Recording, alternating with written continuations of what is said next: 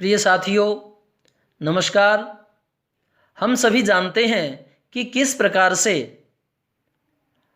आरोही candidate जो document verification का लंबे समय से इंतज़ार कर रहे हैं, उनके साथ छल किया जा रहा है। और यह जो मिलीभगत है या जो यह गोरख धंधा है, वह डीएसई और हरियाणा सरकार की सुनियोजित चाल का ही परिणाम है। एचएसएससी का रिजल्ट जारी हो चुका है। आपने देखा कि कैसे अभी क्लर्क के लिए रिजल्ट ओपन किया गया, और हमारे जो पड़ोसी राज्य हैं, राजस्थान ने भी आरपीएससी फर्स्ट ग्रेड का रिजल्ट जो है वह ओपन कर दिया है। और जो रेलवे है वह भी लाखों युवाओं को नौकरी देने के लिए अपने सुझाव जो है या जो अपनी भर्ती प्रक्रिया है उसको शुरू कर रही है। जब सारी व्यवस्था पटरी पर आ रही है तो फिर आरोही क्यों इतना जो है डीवी के लिए हमें लेट कर रहा है। पहले एक दो मैंने वीडियो बनाए, उसमें मैंने स्वयं ने डेडलाइन दी, लेकिन अनुपालना उसकी नहीं हुई। हमने जो फ़ोन किए या जो अन्य भाइयों ने फ़ोन किए उसका मैंने हवाला उसमें दिया था। फिर जो है चर्चाएं रही कि चलो जींद इकट्ठे होते हैं। फिर आगे का उपक्रम बना कि नहीं, पंचकुला के लिए प्रस्थान किया जाए, पीटीआई के साथ धरना दिया जाए। परंतु कुछ व्यक्तियों को छोड़ करके ज़्यादा से ज़्यादा सिर्फ 100 लोग, उसके बाद किसी का भी जो है रुझान इस तरफ नहीं रहा।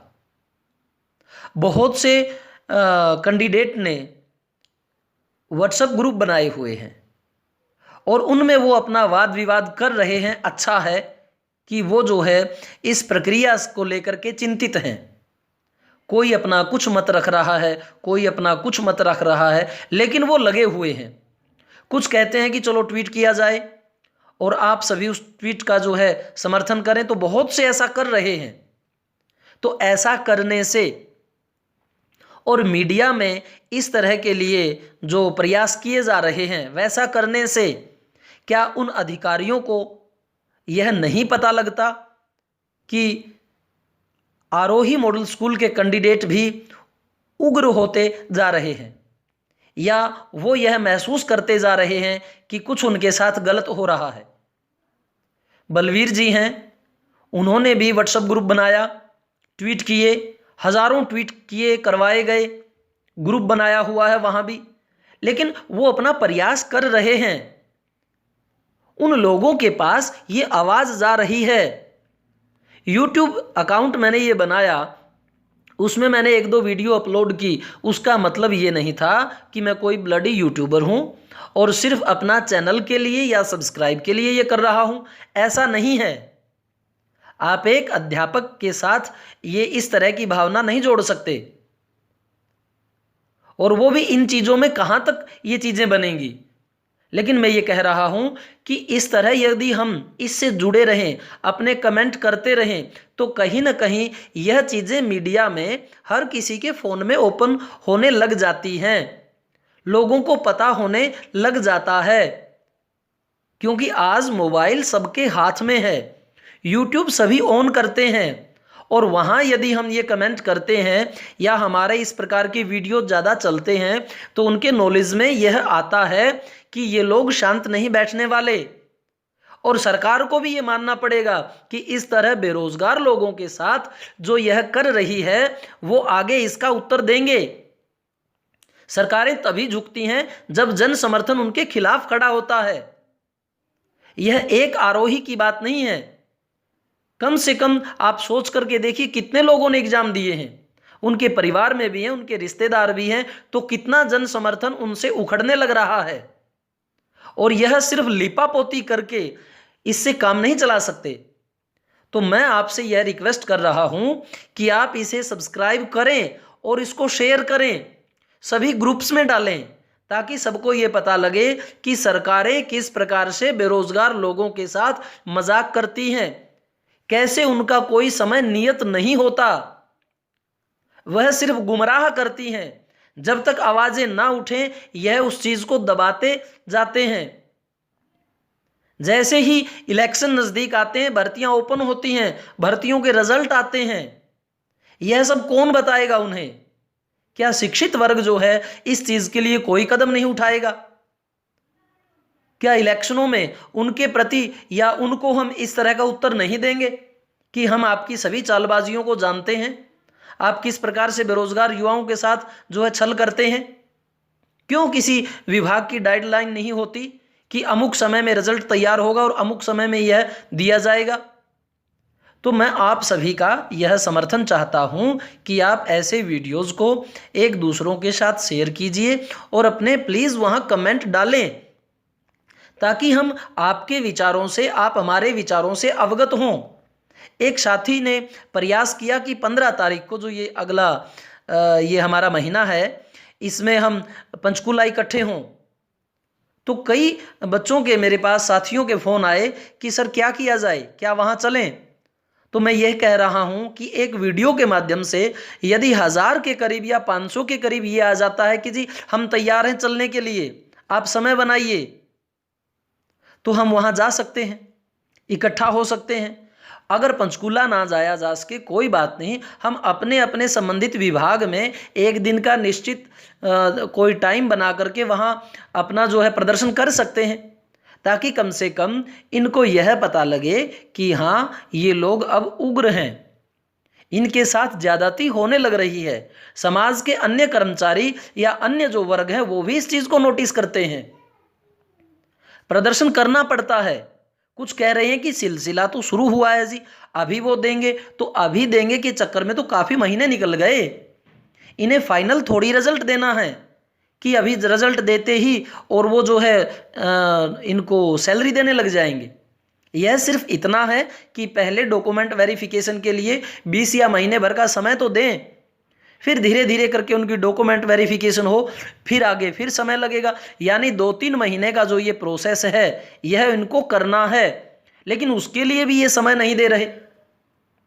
तो इस प्रकार की जो ये गोरख धंधाबाजी है वह इनकी सुनियोजित चाल है कि लेट करो और जैसे ही नई कोई ऐसी चीज होगी तब हम अपना रिजल्ट देंगे, तब एकदम से माहौल बदल जाएगा।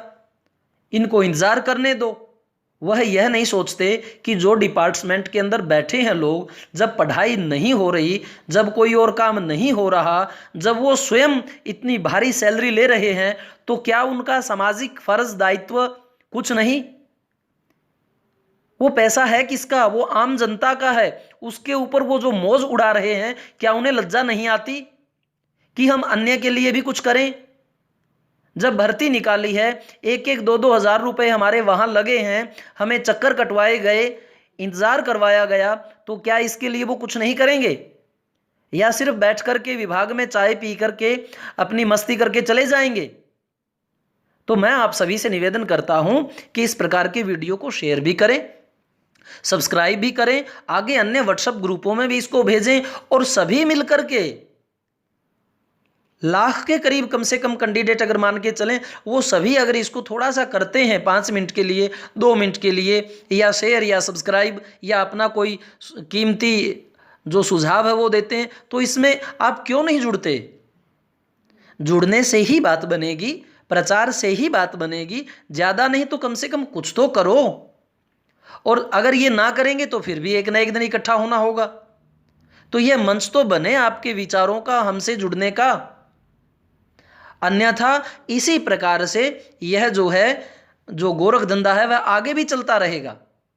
अगर एक बार आवाज उठी, एक बार संगठन बना, मंच बना, लोग लगे, तो यह उनको पक्के भी करेंगे। इनकी पूरी गाइडलाइन भी बनेगी, सरकार की भी नजर में यह आएगा, क्योंकि यह हमें दिखाना होगा कि यह परिणाम सरकार के लिए घातक होगा, तब ही इसके ऊपर गौर किया जाएगा।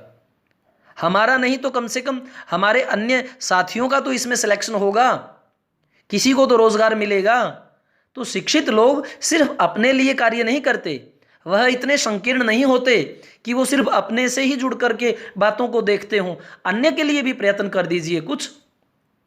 तो मेरी सभी से आपसे रिक्वेस्ट है कि आप अपने सुझाव इस पे शेयर करें, और जो है कोई दिन निश्चित करने के लिए आप अपने पॉइंट ऑफ व्यू को दे सकते हैं। हम यह महीना और वेट कर सकते हैं, लेकिन अगले महीने तो फिर हमें इकट्ठा होना पड़ेगा। अगर डीएससी इन सब चीज़ों को सुनती है, इनको देखती है, क्योंकि जब शेयर करेंगे इन चीज़ों को, हम यूट्यूब पे चलाएंगे तो कम से कम बात तो उनके पास पहुंचेगी, वह सचेत होंगे और ये अपना रिजल्ट देंगे।